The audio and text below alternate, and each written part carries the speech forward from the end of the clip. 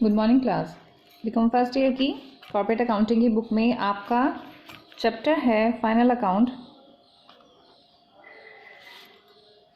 And managerial remuneration. ठीक है,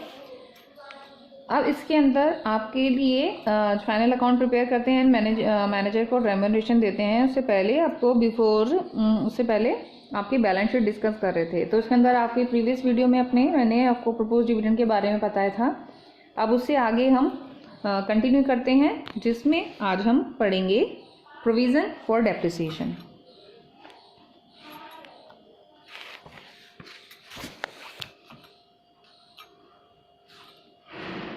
provision for depreciation. Okay, तो देखिए, according to the companies act 2013 section है इसका 123 कंपनी एक्ट। अब वो कहता है कि कंपनी के जो प्रॉफिट्स हैं उसमें से शेड्यूल सेकंड के प्रोविजंस के अकॉर्डिंग डेप्रिसिएशन आप प्रोविज़न बनाएंगे डेप्रिसिएशन के लिए। तो इसमें क्या करोगे आप कि जो आपकी एसेट्स है, एसेट्स की डेप्रिसिएशन योग्य राशि कि जिस अमाउंट पर डेप्रिसिएशन आप कैलकुलेट करोगे उसको कैसे करोगे, संपत्ति की उपयोगी जीवन काल में, संपत्ति के लाइफ स्पैन में सुव्यवस्थित तरीके से आप उसको बांटोगे और डेप्रिसिएशन के लिए, ह्रास के लिए आयोजन करोगे प्रोविज़न फॉर डेप्रिसिएशन, और अपने डेप्रिसिएशन को प्रॉफिट एंड लॉस विवरण में चार्ज करना कहलाता है। तो जो डेप्रिसिएशन है, प्रोविज़न बना रहे हो तो पर लिखेंगे इस नाम से चार्ज ऑन एसेट्स की डेप्रिसिएशन आपने चार्ज किया है, profit and loss account statement में दिखाओगे कि चार्ज, जिसमें आप किस नाम से दिखाओगे, चार्ज, जिसको डेप्रिसिएशन चार्ज करना कहते हैं। अब डेप्रिसिएशन के लिए जितनी योग्य राशि है कि जितना डेप्रिसिएशन होना चाहिए, उस अमाउंट से क्या मतलब है कि जो एसेट्स की जो कॉस्ट है, संपत्ति की लागत या संपत्ति की लागत के स्थान पर, कॉस्ट के प्लेस पर प्रतिस्थापित की गई किसी राशि में से संपत्ति का अनुमानित अवशेष मूल्य रेजिडुअल वैल्यू घटाकर जितनी अमाउंट आप फाइंड आउट कर रहे हो उससे है। अब देखिए, ह्रास योग्य राशि यानी कि जो अमाउंट डेप्रिसिएशन के लिए है उसका क्या मतलब है, मतलब दैट मीन्स आप डेप्रिसिएशन किस चीज़ को मान के चल रहे हो, या तो वो कॉस्ट ऑफ एसेट्स है, ठीक है, या फिर क्या हो सकती है, कॉस्ट ऑफ एसेट या एसेट्स के स्थान पर, संपत्ति की लागत के स्थान पर अगर वो ये नहीं है, ठीक है, तो फिर क्या होगी, प्रतिस्थापित की गई, ठीक है, किसी राशि में से अगर आपने कोई वैल्यू अज्यूम कर ली है, प्रतिस्थापित कर ली है, ठीक है, उस अमाउंट में से संपत्ति की जो रेजिडुअल वैल्यू है उसको माइनस करोगे, ठीक है, एसेट वैल्यू में से आप रेजिडुअल वैल्यू लेस करोगे और जो अमाउंट आपकी आएगी उस राशि से उसको क्या करोगे, उसको क्या कहते हो आप, ह्रास योग्य राशि, डेप्रिसिएशन अमाउंट। अगर ये दे रखा है that is well and good for you कि आपको निकालने की ज़रूरत नहीं है, और अगर ये नहीं दिया हुआ क्वेश्चन में तो आपकी प्रतिस्थापित वैल्यू जो मूल्य है संपत्ति का वो दिया होगा और उसमें से आप उसकी रेजिडुअल वैल्यू माइनस कर दोगे तो आपकी डेप्रिसिएशन की अमाउंट आ जाएगी। अब इसमें फिर थर्ड पॉइंट आता है जो मैंने आपको भी डेफिनेशन में बताई थी कि संपत्ति का जो उपयोगी जीवन काल है, यानी कि life time of a assets, life span of an asset क्या है, संपत्ति का जीवन काल क्या है कि जिसमें संपत्ति उपक्रम में यानी कि एंटिटी को उपयोग हेतु उपलब्ध होने की आशा है, कि जो एसेट्स है वो फर्म में यूटिलाइज भी हो रही है, ठीक है, यूटिलाइज होने की आशा है कि जिसमें संपत्ति एंटिटी में उपक्रम को उपयोग हेतु उपलब्ध होने की प्रत्याशा है, कि एक ऐसा एस्टिमेशन है कि जो हम एसेट्स के लिए डेप्रिसिएशन चार्ज कर रहे हैं वो एक फर्म में इस्तेमाल भी हो जाएगी, या फिर उत्पादन की अथवा उसी के समान, या तो प्रोडक्शन करने के लिए है एसेट्स या उसी के इक्विवेलेंट है अन्य इकाइयों, जैसे कार्यशील समय है, वर्किंग आवर है,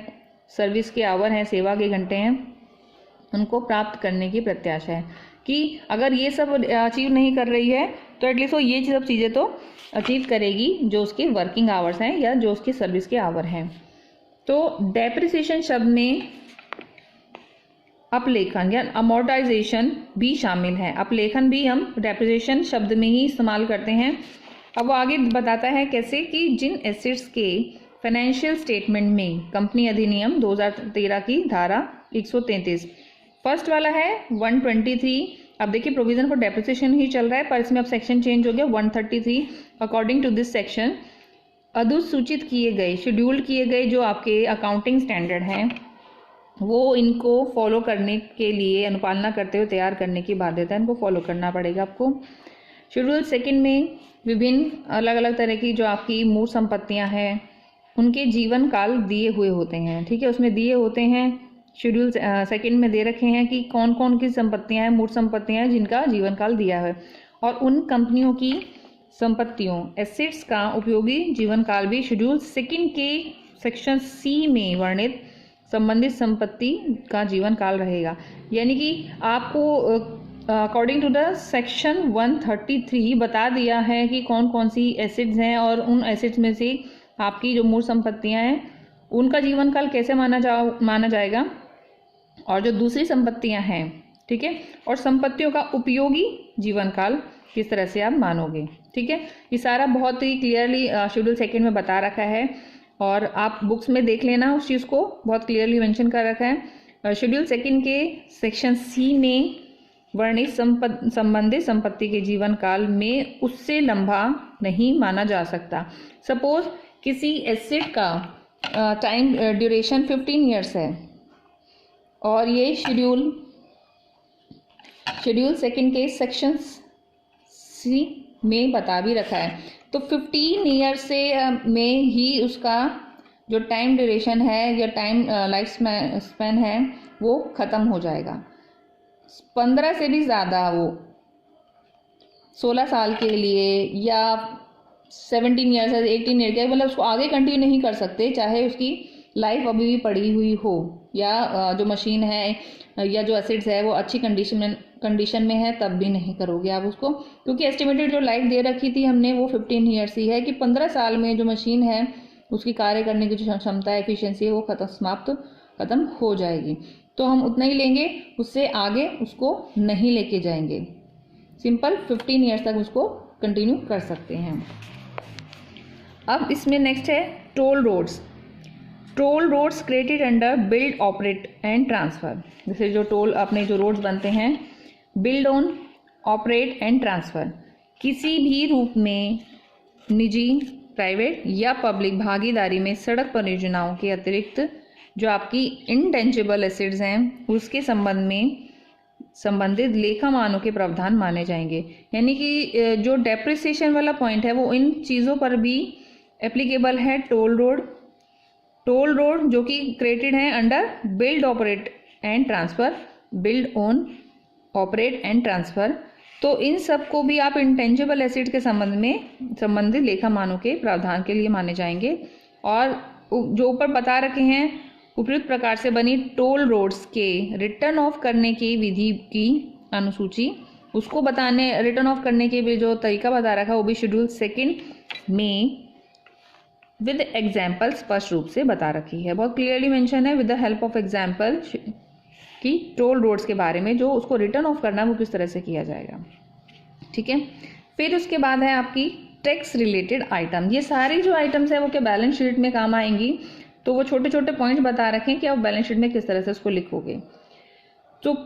हर एक कंपनी, प्रत्येक भारतीय कंपनी की बुक्स में टैक्स से संबंधित देखो कई सारी आइटम्स होती हैं, जैसे tax deducted at source, advance payment of tax की तो ये आपने टैक्स की पेमेंट एडवांस में ही कर दी है, आपने टैक्स के लिए प्रोविज़न बनाया, कॉर्पोरेट टैक्स है, corporate dividend and distribution tax है,